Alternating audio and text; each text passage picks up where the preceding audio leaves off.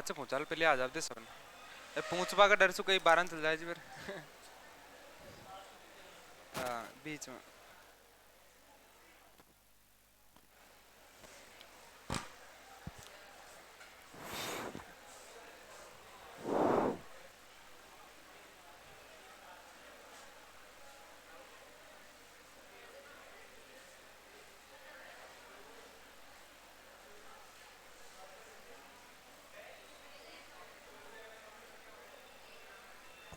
करे स्टार्ट।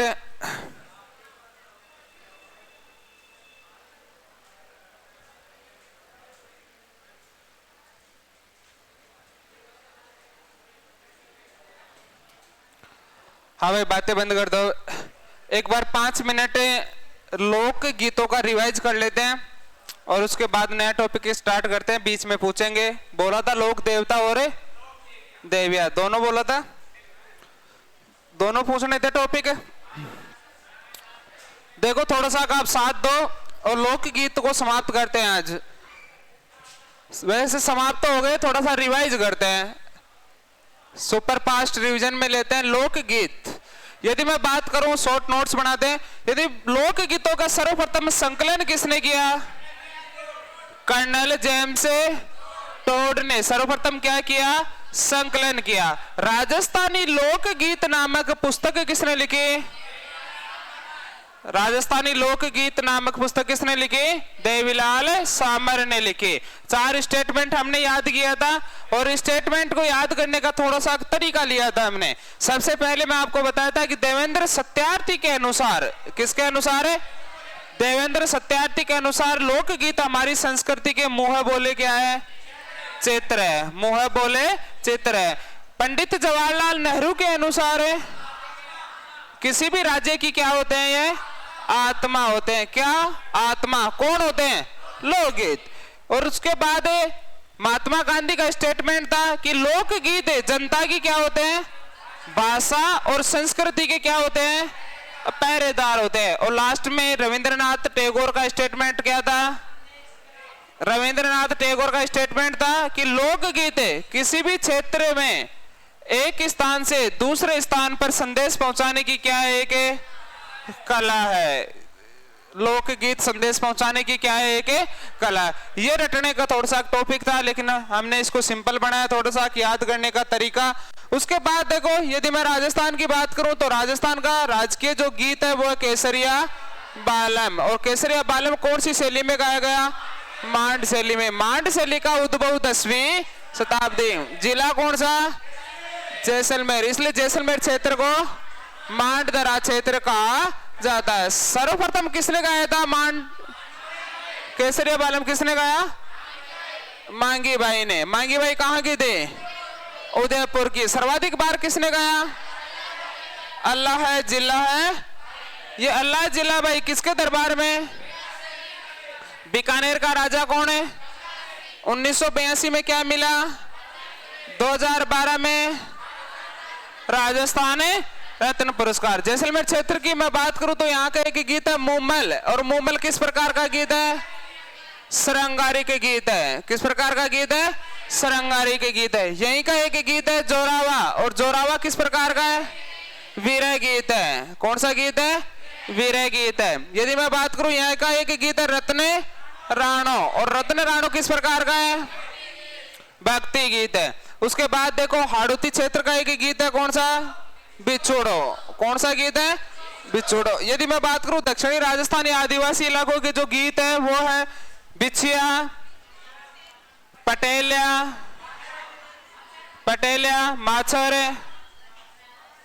नाव की सवारी और ऊंट की असवारी। ऊंट की असवारी।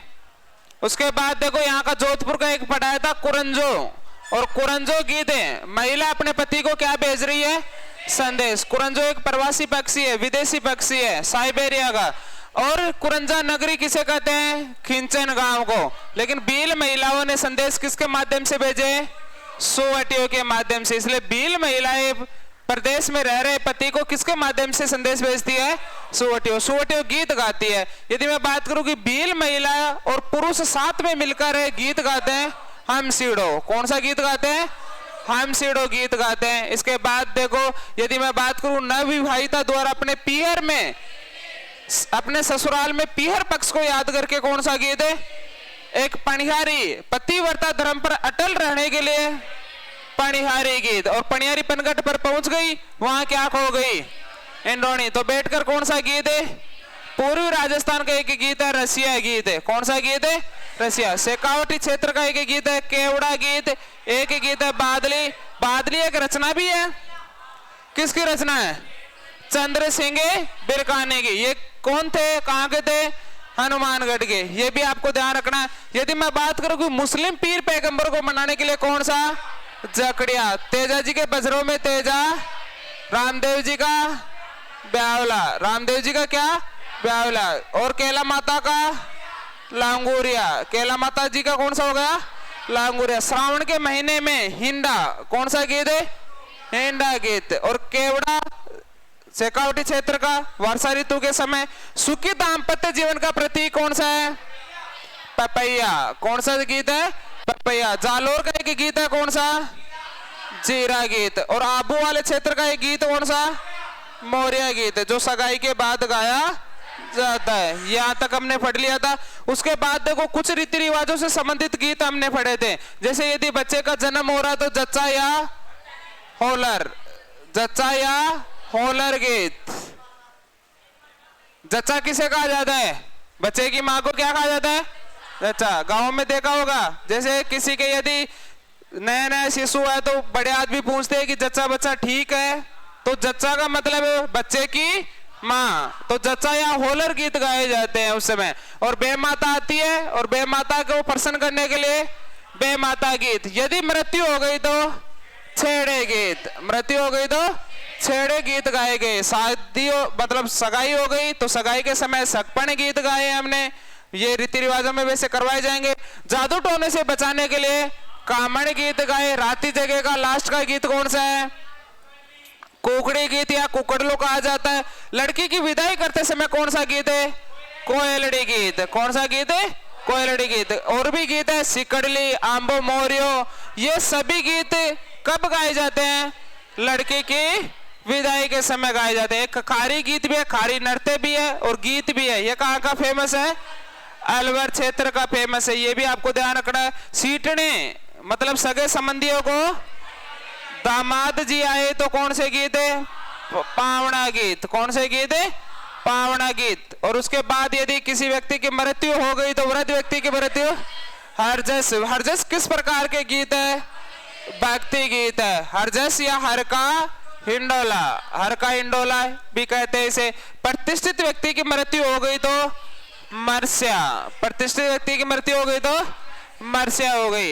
एक बात का ध्यान रखना, देवी माँ को या जितनी भी देवियां हैं उनको प्रसन्न करने के लिए एक गीत गाए जाते हैं। कौन से? चिरजा। मैंने बताया भी था चिरजा दो प्रकार के होते हैं, सिगाऊ और गाड़ाऊ। माता जी का शांत के समय कौन सा? सिगाऊ। और रुद्र रूप कौन सा है? गाड़ाऊ। ये आपको बता ही दिया था। और उसके बाद यदि मरस्या लिख दिए, प्रतिष्ठित व्यक्ति की मृत्यु हो गई तो क्या लिख दिए? मरस्या। रात के समय आधी रात में क्या गाए जाते हैं? सोटे। और सुबह के समय प्रभाती गीत। सुबह के समय प्रभाती गीत। विवाह के समय कौन से गीत है?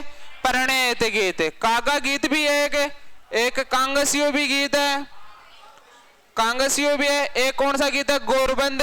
कौन सा गीत है? गोरबंद। ये गोरबंद कब गाया जाता है? गोरबंद क्या है? ऊंट के गले का आभूषण है। ये हमने पढ़ लिया था लोकगीत। पूरे को आज समराइज कर लिया हमने। आज एक नया टॉपिक की बात करते हैं, लोक नृत्य की बात करते हैं। थोड़ा सा समझने की कोशिश करना।